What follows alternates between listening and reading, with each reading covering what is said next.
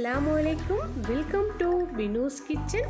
இன்றைக்கி நான் ஒரு பிரியாணி ரெசிபி தாங்க செய்ய போகிறேன். இந்த பிரியாணி ரொம்ப சுலபமாக செஞ்சிடலாம். இதோட டேஸ்ட்டு ரொம்ப சூப்பராக இருக்கும். இது ஒரு கேரளா ஸ்டைலான பிரியாணிங்க. இப்போது இந்த பிரியாணி எப்படி செய்கிறதுன்னு வாங்க பார்க்கலாம். இங்கே நான் ஒரு பேன் எடுத்திருக்கேன். இதில் ஒரு கப் அளவுக்கு நெய் எடுத்திருக்கேன்.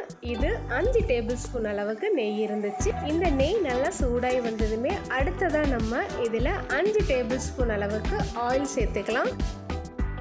இனி 3 பெரிய வெங்காயத்தை இந்த மாதிரி நீளவாக்காக கட் பண்ணி இந்த ஆயிலில் சேர்த்துட்டு நல்லா கோல்டன் ப்ரௌன் ஆகிற அளவுக்கு நம்ம வறுத்து எடுத்துக்கலாம். இப்போ நல்லா கோல்டன் ப்ரௌன் ஆயிடுச்சு. இனி நம்ம இதை எடுத்துக்கலாம். இதை எடுத்து ஒரு தட்டில் மாற்றிக்கலாம்.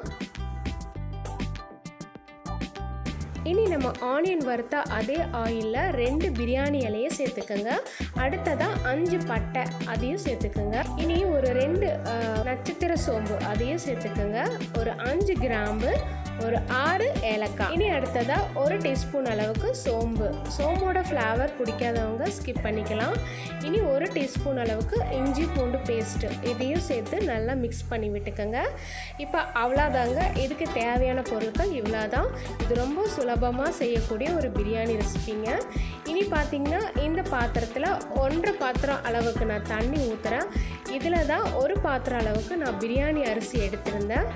இப்போ நம்ம தண்ணி ஊற்றுனதுக்கப்புறமா இதில் உப்பு சேர்த்துக்கலாம். நான் இங்கே 1.5 டீஸ்பூன் அளவுக்கு உப்பு சேர்த்துக்கிறேன். உங்களுக்கு எவ்வளோ தேவையோ பார்த்துட்டு நீங்கள் சேர்த்துக்குங்க. இப்போ உப்பு சேர்த்ததுக்கப்புறம் நல்லா கலந்து விட்டுக்கலாம். இந்த பிரியாணிக்கு தண்ணி அளவு பார்த்திங்கன்னா 1 கப் அளவு அரிசிக்கு 1.5 கப் அளவு தண்ணி சேர்த்துக்கணுங்க. அதுதான் இதுக்கு கரெக்டான அளவு தண்ணி. இப்போ பார்த்திங்கன்னா நான் ஒரு மூடி போட்டு மூடி வச்சு இது நல்லா கொதிக்கிற வரையும் வெயிட் பண்ணலாம். இப்போ தண்ணி நல்லா கொதித்து வந்துருச்சு. இனி நம்ம கழுகி வடிகட்டி வச்சுருக்கிற அந்த ரைஸை இதில் சேர்த்துக்கலாம். நான் ஜீரக சம்பா ரைஸ் தான் எடுத்திருக்கேன். பாருங்கள், 1 கிலோ ரைஸ் இருக்கும். இதை நல்லா கழுவி வடிகட்டி எடுத்து வச்சுருந்தேன். இப்போ இதை இதில் சேர்த்துக்கலாம். இனி இதை நல்லா மிக்ஸ் பண்ணி வச்சு ஒரு மூடி போட்டு மூடி வச்சு 5 நிமிஷத்துக்கு குறைவான தீயில் நம்ம வெயிட் பண்ணணும். இப்போ 5 நிமிஷம் கழிஞ்சு ஓப்பன் பண்ணி பார்க்கலாம். பாருங்கள், தண்ணியெல்லாம் நல்லா வற்றி வந்திருக்கு. இப்போ ஒரு தடவை நல்லா கிளறி விட்டுக்குங்க. இனி இந்த பிரியாணியில் ஒரு பொருள் கூட சேர்த்துக்கலாம். அதாவது கேரட். அது ஒரு பெரிய கேரட்டை நான் இந்த மாதிரி துருவி இது சேர்த்துக்கிறேன். இப்போது இது நல்லா கலந்து விட்டுக்கலாம். இது சாப்பிடும்போது கேரட்டோட ஸ்மெல் எதுவுமே தெரியாது. ரொம்ப ரொம்ப டேஸ்ட்டாக இருக்கும். நீங்கள் கண்டிப்பாக ட்ரை பண்ணி பாருங்கள். சூப்பராக இருக்கும் இந்த பிரியாணி. இனி இதை ஒரு மூடி போட்டு மூடி வச்சு இனி ஒரு 5 நிமிஷத்துக்கு நம்ம வெயிட் பண்ணலாம்.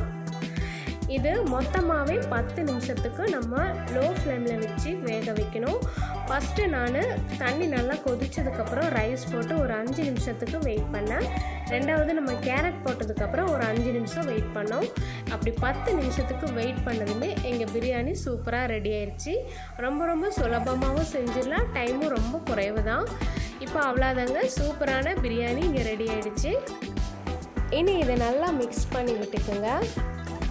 மிக்ஸ் பண்ணி விட்டுட்டு நம்ம மூடி போட்டு மூடி வச்சுக்கலாம். இனி ஒரு 10 நிமிஷம் கழிஞ்சு நம்ம சர்வ் பண்ணணும். இதில் பார்த்திங்கன்னா நம்ம கறி எதுவுமே சேர்த்துக்கிறதா இல்லைங்க. கறி தனியாக கிரேவி மாதிரி நம்ம ரெடி பண்ணிக்கணும். அதுதான் இதோட ஸ்பெஷலு. இது ஒரு கேரளா ஸ்டைல் பிரியாணிங்க. இது ரொம்ப டேஸ்ட்டாக இருக்கும். இனி இந்த பிரியாணியை ஒரு பவுலில் சர்வ் பண்ணணும். அதுக்கு ஃபஸ்ட்டு நம்ம வறுத்து வச்சுருந்த அந்த ஆனியன் நல்லா கோல்டன் ப்ரௌனில் வறுத்து வச்சலாம். அதை கொஞ்சமாக சேர்த்துட்டு அது கூட கொஞ்சம் மல்லி இலையும் சேர்த்துக்கலாம். இனி நம்ம ரெடி பண்ணி வச்சுருக்கிற இந்த பிரியாணியை எடுத்து அந்த பவுலில் போட்டுக்கோங்க.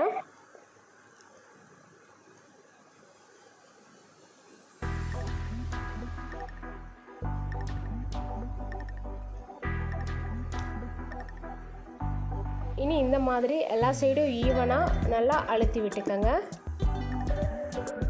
இப்போ ஒரு தட்டு எடுத்து இந்த பவுல் மேலே வச்சுக்கலாங்க.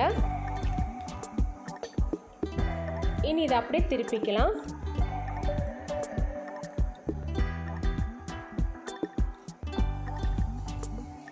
இந்த மாதிரி தான் இந்த பிரியாணியை சர்வ் பண்ணுவாங்க. இனி இது கூட சாப்பிட்றதுக்காக நம்ம இங்கே சிக்கன் கிரேவி தான் செஞ்சுருக்கேன். இப்போ இந்த சிக்கன் கிரேவியை நம்ம இதில் சர்வ் பண்ணிக்கலாம். இந்த சிக்கன் கிரேவியோட வீடியோ நம்ம சேனலில் ஆல்ரெடி அப்லோட் பண்ணியிருக்கேன். உங்களுக்கு இதோட லிங்க் வேணும்னா நான் டிஸ்கிரிப்ஷனில் லிங்க் தரேன். உங்களுக்கு தேவைப்பட்டால் நீங்கள் போய் செக் பண்ணிக்கோங்க. இப்போ அவ்வளோதாங்க, நம்ம கேரளா ஸ்டைல் பிரியாணி இங்கே சூப்பராக ரெடி ஆகிடுச்சு. உங்களுக்கு எல்லாருக்குமே இந்த வீடியோ பிடிச்சிருக்கும்னு நினைக்கிறேன். பிடிச்சிருந்தால் லைக் பண்ணி கமெண்ட் பண்ணி ஷேர் பண்ணுங்கள். வினூஸ் கிச்சன் சேனலை ஃபஸ்ட் டைம் பார்க்குறவங்களா இருந்தால் உங்களுக்கு இந்த வீடியோ பிடிச்சிருந்தால் மறக்காமல் சப்ஸ்கிரைப் பண்ணுங்கள். பாய்.